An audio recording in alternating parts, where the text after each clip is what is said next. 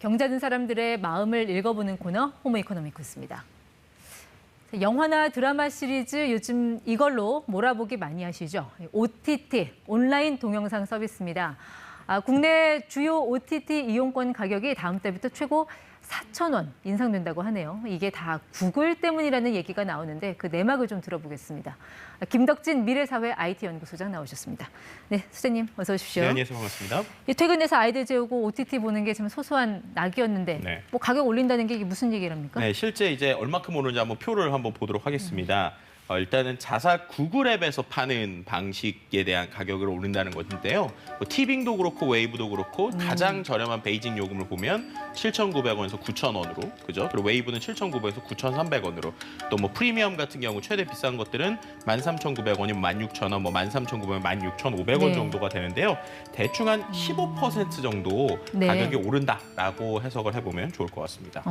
아니 근데 왜 갑자기 이렇게 가격을 올린다는 거예요? 이유를 뭐라고 합니까? 네, 앞서서도 제가 잠깐 말씀드렸는데 모든 데에서 오르는 게 아니라요.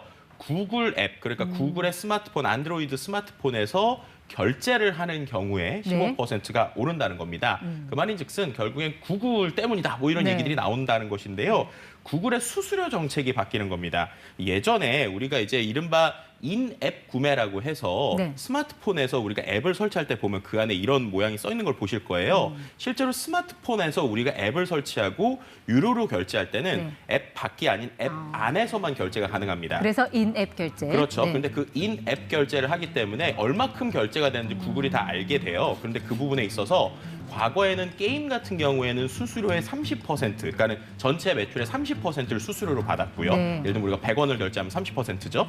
그런데 이제 다른, 예를 들면은 뭐 전자책이나 웹툰은 10%에서 15% 정도였는데 이걸 이번에 30%로 일괄 적용한다는 겁니다. 네. 그러니까 이제 OTT 업체에서 보면은 1,000원을 결제했을 때 150원 수수료 내던 걸 1,000원을 결제했을 때 300원을 내야 되니까 네. 15%를 가격을 인상하겠다, 이런 이야기라고 보시면 될 것 같습니다. 그러니까 그 돈은 이제 뭐 소비자들이 내는 건 아니고 개발사들이 네. 결제 수수료로 이제 구글에 내는 돈이죠. 네, 그렇죠. 근데 이제 개발사들은 그 부담을 혼자 다 지기가 어려우니 이거 좀 소비자들 이용권 가격을 올려서 좀 전가를 하겠다, 뭐 그런 것 같아요. 네, 그러니까 이게 두 가지 방식으로 볼 수 있을 것 같은데요. 말씀해주신 그런 방식으로도 해석 충분히 가능하고요. 두 번째는 약간 컨텐츠나 그리고 접속하는 방식에서의 차별성에 대한 이야기가 나올 것 같습니다. 예를 들면 어떤 사람들은 PC를 통해서 결제하는 사람들은 10,000원을 하더라도 수수료가 낮을 거잖아요. 네. 근데 예를 들어서 뭔가 안드로이드 폰이나 아이폰으로 결제하시는 분들은 수수료를 많이 낸단 말이에요. 네. 근데 그 수수료를 어떠한 자신들의 컨텐츠를 사용해야 되는 돈에 투자를 하게 되면 반대로 컨텐츠의 질이 떨어질 수 있다라고 그들은 판단한 것 같습니다. 그러다 보니까 어떠한 가격을 내는 플랫폼에 따라서 수수료를 차별적으로 하고 그런 플랫폼을 쓰는 사람들에게 수수료를 더 받겠다, 뭐 이런 그림이라고 볼 수 있을 것 같습니다. 개발사야 구글 핑계를 대긴 하지만 네. 이참에 뭐 가격도 올리고 뭐 잘 되겠다, 뭐 이런 좀 속내가 또 있는 거 아니에요? 네, 뭐 그럴 수도 있는데 어쨌든 지금 올리는 금액은 한 15% 정도니까 구글이 이제 인상하려는 수수료만큼 일단 올렸다, 뭐 이렇게 표현할 수 있을 것 같습니다. 그러니까 결국 이렇게 소비자들한테 가격이 전가되는 걸 막기 위해서 우리나라가 지난해 왜 구글 방지법이라는 거 법까지 만들어놨잖아요. 그렇죠. 네. 구글 갑질 방지법이라는 걸 만들었었죠. 그래서 그 핵심은 역시 수수료였습니다. 그래서 수수료를 완화시킬 수 있는 방식들에 대한 이야기였는데요. 그때 나온 주요 내용을 보시면 일단은 특정한 결제 방식을 강제하지 마라. 그리고 앱을 부당하게 그 스토어에서 삭제하는 걸 금지하는 방식입니다. 그러니까 특정한 결제 방식이라고 하는 건 앞서서 말씀드린 인앱 결제 같은 걸 강제하지 말고 그 외에 다른 방식들도 좀 써게 해라라는 건데요.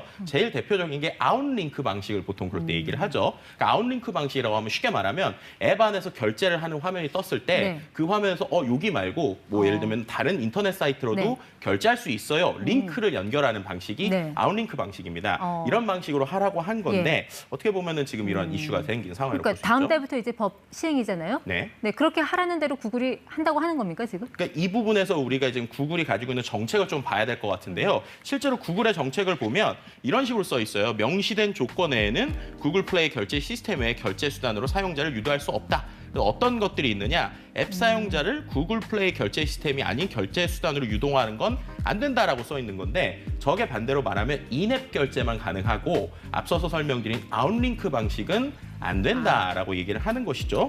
그리고 이제 저렇게 아웃링크 방식을 했을 때 그럼 어떠한 페널티를 줄 것인가에 대한 이야기도 써 있는데요. 네. 보시는 것처럼 정책을 준수하지 못할 경우에는 핵심은 업데이트도 안 되고 결국 6월 1일이 지나면 삭제하겠다라는 거죠. 아. 그러니까 앞서서 있었던 앱 부당 삭제 금지나 뭐 특정한 결제 방식 강제 금지 이거에 대해서 이른바 사실상 구글 갑질 방지법을 패싱한다. 뭐 이렇게 표현할 수 있을 것 같습니다. 구글 방지법은 이미 이달 15일에 시행이 됐고 페널티가 이제 4월 1일부터 시행이 된다라는 말씀이시군요.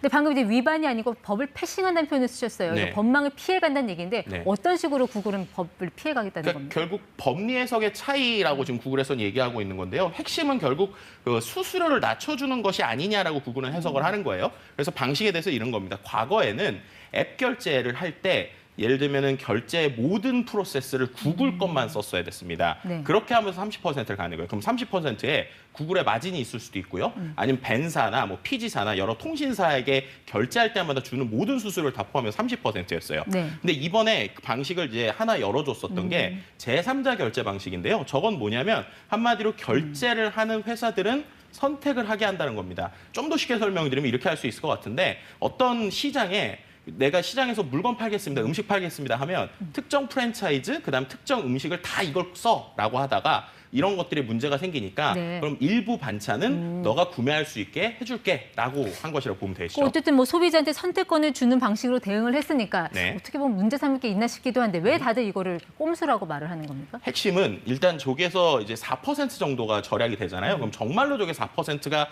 절약이 되냐는 얘기가 나옵니다. 왜냐하면 말씀드린 대로 별도의 다른 곳들을 통해 가지고 결국 수수료를 내게 되면 그쪽에도 또 수수료를 줘야 되니까 비슷한 수준 되는 거 아니냐, 혹은 더 내야 되는 거 아니냐라는 얘기가 나오고요.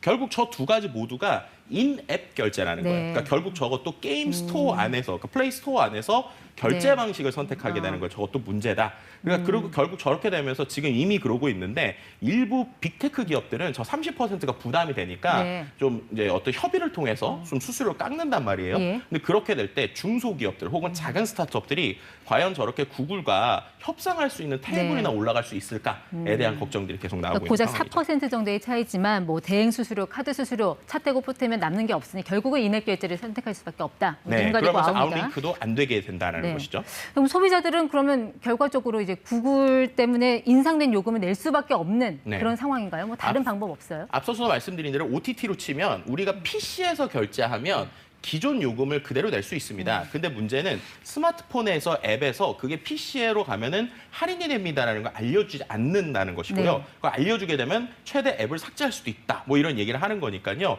소비자 입장에서는 이른바 알아서 이제 PC에 있는 사이트를 찾아서 거기에서 결제를 하게 되면 네. 인앱 결제보다는 좀 저렴하게 지금 이제 사용할 수 있다. 뭐 이렇게 표현할 수 있는 것이죠. 이게 OTT 서비스 가격만 오를까요? 뭐 다른 디지털 상품, 뭐 예를 들면 웹툰 네. 같은 거 이런 것도 혹시 또 가격 올라가는 거 아니에요? 네, 이것도 이제 어떻게 보면 만약에 지금 구글의 가이드라인대로 되면 어쩔 수 없이 오를 수밖에 없을 것 같습니다. 15% 수수료 내는 걸 30%를 올릴 때 그럼 거기서 일부는 결국 소비자에게 부담이 될 수밖에 없는 구조가 네. 나올 수밖에 없는 것이죠.